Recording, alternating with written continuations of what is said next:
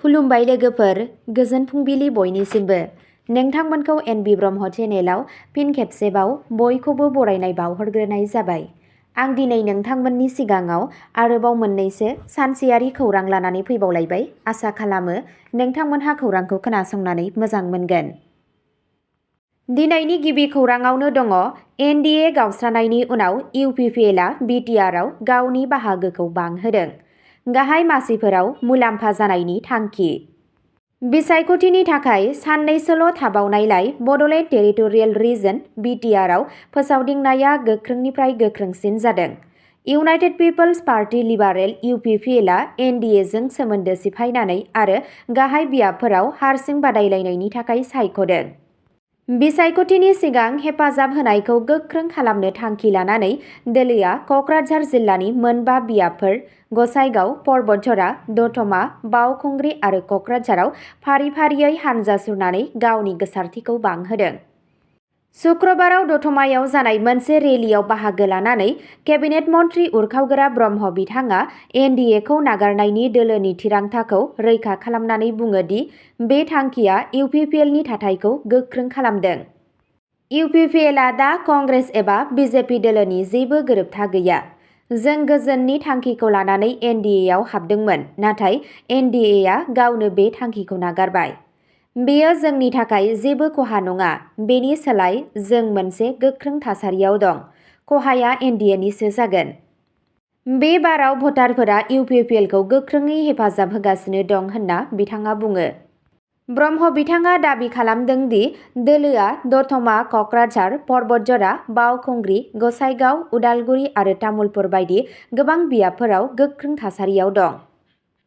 एनडिएनि बिजाथि बिस्वजित दैमारिनि सायाव नोजोर होनानै बिथाङा गावनि बियाबनि सोलायनायखौ लानानै सोंथि खालामदों। जुदि बिथाङा थारैनो गोहोगोरा, अब्ला बिथाङा गावनि बियाबखौ मानो नागारखो? जुदि बिथाङा बुंथिगिरि आरो MLA महरै मोजाङै खामानि मावदोंमोन, अब्ला बिथाङा फिन तामुलपुरनिफ्राय बिसायख'थि गेलेनो मानो फैया? ब्रह्म बिथाङा बुंदों। UPPLनि आफादगिरि आरो बिटिसिनि बारग' गाहाय प्रमद बर'आ दोलोनि बिजाथि राजकुमार नार्जारिनि मददआव खोला दतमानिफ्राय बड'फा उपेन्द्रनाथ ब्रह्मनि गोसोखां खाम्फानिफ्राय मोनसे गिदिर हानजा सुरनानै दैदेनो। गुबुन मोनसे खौराङाव दङ UPPLआ क'क्राझाराव 100 किल'मिटार गोलाव परिबर्तन दावबायनायखौ फोजोबो। बिसायख'थिखौ हारसिङैनो गेलेनो समायखिरा लायो। UPPLनि सोलायनाय दावबायनाया सुक्रबाराव दतमायाव जोबनानै थांबाय। बे दावबायनाया सानबानि गेजेरावनो 100 किल'मिटार दावबायदों आरो नर्थ दतमा गेलेग्रा फोथाराव मोनसे गिदिर सुबुं थुबुरमा खुंनाय जादोंमोन, जायनिफ्राय थुलुंगाफुरि थांनाय जोबथा रेलिखौ UPPLनि आफादगिरि प्रमद बर'आ बेखेवनानै होयो।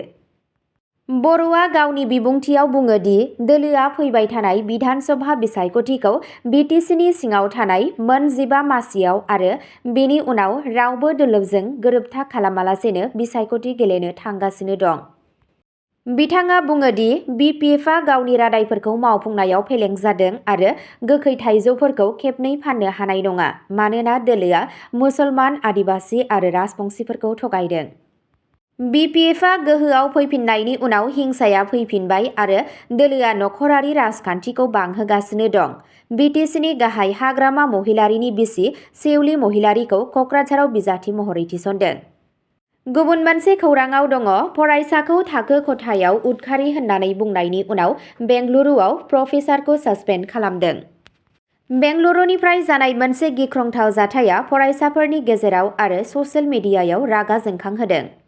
मोनसे गावारि मुलुगसोलोंसालिनि सासे प्रफेसारआ थाखो खथायाव सासे फरायसानि हेंथायै गाज्रि आरो हारियारि राव बाहायनायनि अजद होनाय भिडिअ'नि उनाव सासपेन्ड खालामनाय जादों। बे जाथाया 24 मार्च खालि PES मुलुगसोलोंसालियाव जादों। बिबुंगोरा मुरलीधर देशपान्डेआ भिडिअ'आव थाखो खथायाव रायज्लायनाय समाव सासे फरायसाजों गाज्रि रावजों रायज्लायनाय नुनो मोन्दों।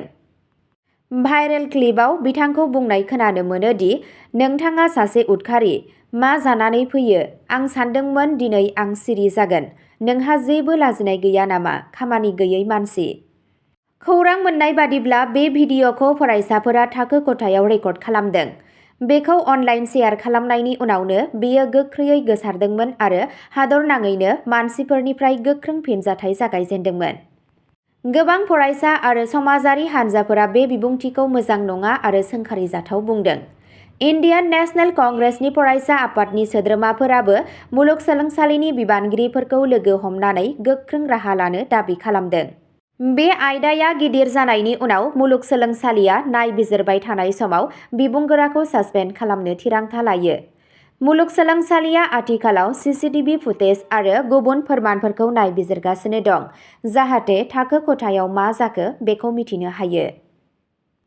गुबुन मोनसे खौराङाव दङ अमित शाहया साननैनि दावबायनायनि थाखाय गुवाहाटीआव सौफैबाय। मैया मिरु नखर मन्त्रि अमित शाहया साननैनि दावबायनायनि थाखाय बेलासे 4:30 रिंगायाव गुवाहाटीआव सौफैयो। कलकातानिफ्राय मोनसे स्पेशेल फ्लाइटनि गेजेरजों लकप्रिय गपिनाथ बरदलै इन्टारनेशनेल बिरखं गाथोनाव ओंखारो। दोलोनि गुबुन सोद्रोमाफोरजों लोगोसे एमपि भुबनेश्वर कलिता आरो आसाम बिजेपिनि आफादगिरि दिलीप शइकिया बिथांमोनहा बिरखं गाथोनाव बिथांखौ बरायनाय जादों। गावनि दावबायनायनि बाहागो महरै शाहया आर्य विद्यापीठ गेलेग्रा फोथारनिफ्राय नेपाली मन्दिरसिम रड श'जों नोगोरमायाव मोनसे गिदिर बिसायख'थि रेलियाव बाहागो लागोन। गिबियाव बेलासिनि 3:45 रिंगानि थाखाय थि खालामनाय रड श'खौ एसे दोनथ'नाय जादों। उनाव मोनाबिलियाव 7:30 रिंगायाव दोलोनि गाहाय मावख'आव बिजेपि हादोरसानि बिबानगिरिफोरनि जथुम्मायाव बाहागो लागोन। अखानायै नखर मन्थ्रिया ढेकियाजुलि आरो टिहुआव विजय संकल्प हाबाफारियाव बाहागो लागोन। बेनि गेजेरावनो गाहाय मन्थ्रि नरेन्द्र मदिआबो 1 एप्रिल आरो 5 एप्रिलाव आसाम दावबायनो फैगासिनो दं।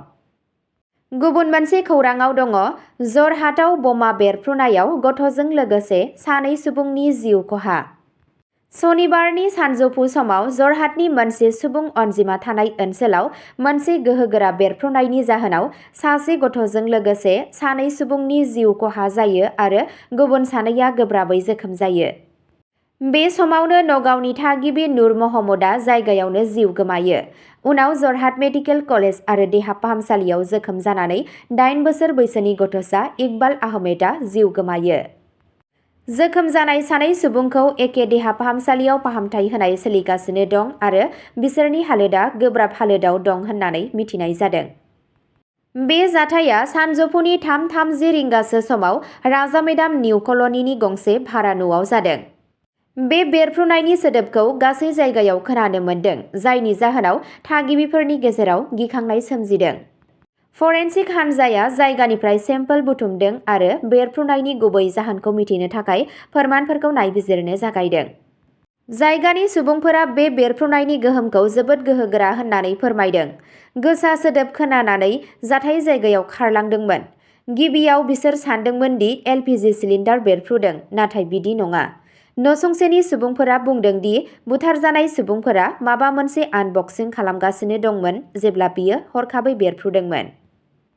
अब्ला दिनैनि खौराङा बेखिनियावनो जोबबाय। एसेनोसै, गोजोन्थों।